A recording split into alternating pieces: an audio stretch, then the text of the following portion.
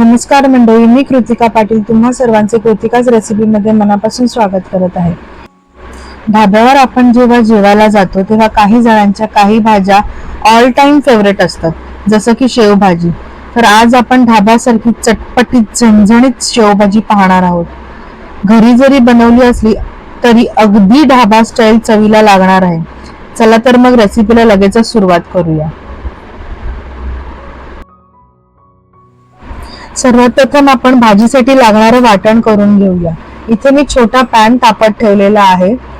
त्यात मी आता जिरं, धणे एक चमचा घेतलेला आहे छोटा, 2 वेलची म्हणजे असे सुके मसाले घेतलेले आहेत, 8-10 पाकळ्या लसणाच्या आणि 2 छोटे तुकडे आल्याचे आणि 2 हिरवी मिरची।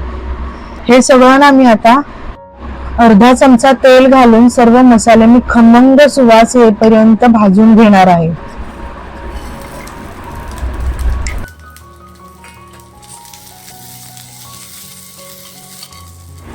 तर छान भाजून झालेला आहे।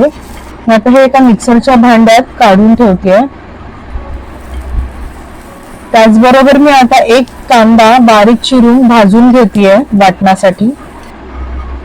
तो सुद्धा मिक्सरच्या भांड्यात थंड झाल्यावर काढते। आता ह्यात मी थोडं पाणी घालून वाटून घेणार आहे। लगेचच मी इथे कढई ठेवलेली आहे फोडणीसाठी।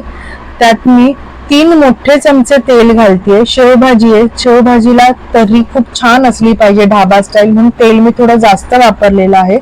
तेल तापल्यावर मी त्याच्यात मोहरी आणि जिरं घातलेलं आहे आणि 10-12 कढीपत्त्याची पानं घातलेली आहे। फोडणीतच मी हिंग घालतेय। आता मी एक बारीक चिरलेला कांदा घालते, तो छान तांबूस रंग येईपर्यंत मी परतणार आहे। तुम्हाला जर तेल कमी घालायचं असेल तर तुम्ही घालू शकता, पण मला अगदी ढाबा स्टाईल भाजी करायची आहे, त्याच्यामुळे मी छान मस्तपैकी तेल जास्त घातलेलं आहे थोडं। आता आपला कांदा तांबूस रंग आलेला आहे कांद्याला। त्यात मी बारीक चिरलेले 2 टोमॅटो घातलेले आहेत। टोमॅटो सोबतच मी मीठ घालतेय, म्हणजे टोमॅटो लगेच मऊ पडतो। छान परतून घ्यायचं सगळं। आता छोटा चमचा मी हळद घालतेय, 1 चमचा मसाला आगरी स्पेशल आणि 1 चमचा काश्मीरी लाल मिरची पावडर मी घातलेली आहे। सगळे मसाले मिक्स करून घेते मी आता छान।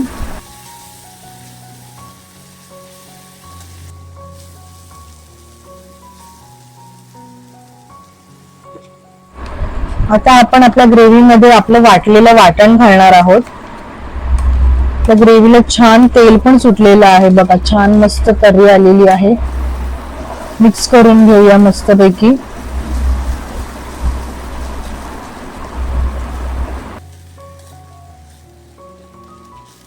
मंद ते मध्यम आचेवरती आपल्याला मसाला परतायचा आहे तेल सुटेपर्यंत, अशा प्रकारे। आता त्यात मी कोमट पाणी घालतेय। पाणी थोडं जास्तच घालायचं या ग्रेव्हीला, कारण जेव्हा आपण गाठी टाकतो ना तेव्हा ते पाणी शोषून घेतं। तर छान मस्त ही ग्रेव्ही 5 ते 7 मिनिटं छान उकळून घ्यायची। ग्रेव्ही छान शिजलेली आहे। त्यात मी आता वरून 1 चमचा चाट मसाला घालतेय। आपली भाजी छान ढाबा स्टाईल चटपटीत होण्यासाठी आपण चाट मसाला घातलेला आहे आणि चवीनुसार मीठ घातलेलं आहे। मी आधी सुद्धा टोमॅटोवर मीठ घातलेलं आहे, त्यामुळे मी आता थोडं कमी मीठ घातलेलं आहे भाजी।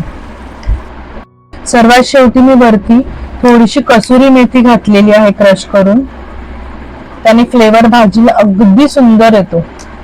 मस्त ढाबा स्टाईल बनते, एकदम परफेक्ट। बघा आपल्या भाजीला कलर सुद्धा खूप सुंदर आलेला आहे। आता आपली ग्रेव्ही पूर्णपणे रेडी झालेली आहे। यात मी आता हे गाठे घालतेय। हे गाठे मी भाजीचेच गाठे मी बाजारातून आणलेले आहे, जे भाजीसाठी वापरतात। आता हे गाठे घातल्यावर आपण लगेचच गॅस बंद करायचा आहे। तुम्ही जेव्हा सर्व करणार ना भाजी, तेव्हाच ग्रेव्ही मध्ये हे शेव घाला। वरून छान कोथिंबीर पेरून घालायची। मस्त ढाबा स्टाईल आपली चमचमीत चटपटीत शेवभाजी रेडी झालेली आहे। बोटात चाटून खाल अशी भन्नाट चवीची शेवभाजी झालेली आहे। मंडळी, तुम्हाला रेसिपी कशी वाटली नक्की कमेंट करून सांगा। आणि अजूनपर्यंत आपल्या चॅनलला सबस्क्राईब केलं नसेल तर नक्की सबस्क्राईब करा आणि कमेंट करायला विसरू नका. थँक्यू.